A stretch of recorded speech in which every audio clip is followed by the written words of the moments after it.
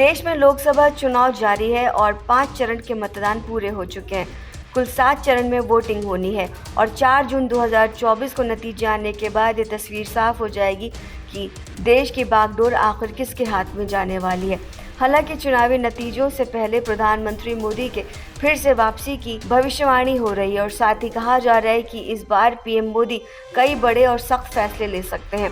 राजनीतिक विश्लेषक प्रशांत किशोर की माने तो इसमें पेट्रोल और डीजल को जीएसटी के दायरे में लाया जा सकता है। प्रशांत किशोर ने कहा कि इस बार मोदी सरकार 303 सीटों के साथ बहुमत में आ सकती है और सत्ता पर काबिज हो सकती है। उसके बाद सरकार सबसे पहले राज्यों की फाइनेंशियल ऑटोनॉमी में कटौती करने का काम कर सकती है। मतलब यह कि केंद्र कुछ ऐसे फैसले ले सकता है जिससे राज्यों के रेवेन्यू पर असर पड़ सकता है। इसके लिए सबसे बड़ा कदम पेट्रोल पदार्थों को जीएसटी के दायरे में लाना हो सकता है। इसकी मांग काफी समय से चल रही थी और इस बार सरकार 100 दिन के एजेंडे में इसे भी शामिल कर रही है। प्रशांत किशोर की माने तो राज्यों के पास फिलहाल राजस्व के 3 सबसे प्रमुख स्रोत हैं और इनमें पेट्रोलियम पदार्थों के अलावा शराब और भूमि भी शामिल है।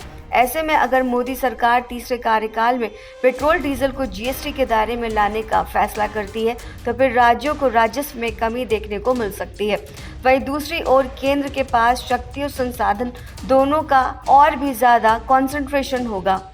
अगर पेट्रोलियम पदार्थों को जीएसटी के दायरे में लाया जाता है तो फिर पेट्रोलियम डीजल के दायरे मौजूदा कीमत से काफ़ी कम हो सकते हैं। यानी इस फैसले से राज्य की कमाई पर असर देखने को मिलेगा।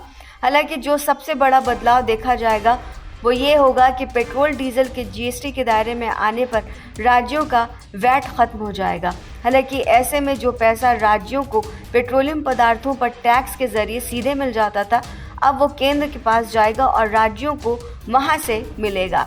ऐसा नहीं है कि पेट्रोल डीजल को जीएसटी के दायरे में लाने से सिर्फ राज्यों की कमाई पर असर पड़ेगा, बल्कि केंद्र की इनकम भी प्रभावित होगी। पेट्रोल डीजल प्राइस पर टैक्स के जरिए केंद्र और राज्य सरकारों की कमाई का बड़ा जरिया है। पेट्रोल डीजल की कीमतों में बड़ा हिस्सा टैक्स का होता है जो केंद्र और राज्य सरकारों के खजाने में ही जाता है।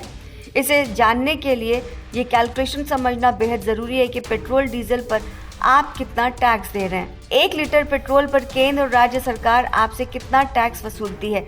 जैसे 23 मई 2023 दिल्ली में 1 लीटर पेट्रोल भरवाने के लिए 94 रुपये 72 पैसे खर्च करने पड़ रहे थे। इसमें 35 रुपये के आसपास टैक्स शामिल होता है, जिसमें करीब 20 रुपये केंद्र सरकार के खजाने में पहुंचता है। लगभग 15 रुपये राज्य सरकार के पास जाता है। केंद्र को जहां एक्साइज ड्यूटी के जरिए कमाई होती है, पेट्रोल डीजल के दाम राज्यों में अलग अलग होते हैं और ये इसलिए क्योंकि राज्य सरकारें अपने अपने हिसाब से वैट लगाकर कमाई करती हैं। आंध्र प्रदेश की बात करें तो 31%, कर्नाटक में 25.92%, महाराष्ट्र में 25% और झारखंड में पेट्रोल पर 22% के करीब वैट वसूला जाता है। वहीं डीजल की बात की जाए तो इस पर आंध्र प्रदेश में 22%, छत्तीसगढ़ में 23%, झारखंड में 22% और महाराष्ट्र में 21% वैट लगता है। इसी तरह अन्य राज्यों में भी इसकी वसूली की जाती है और सरकारों की कमाई होती है।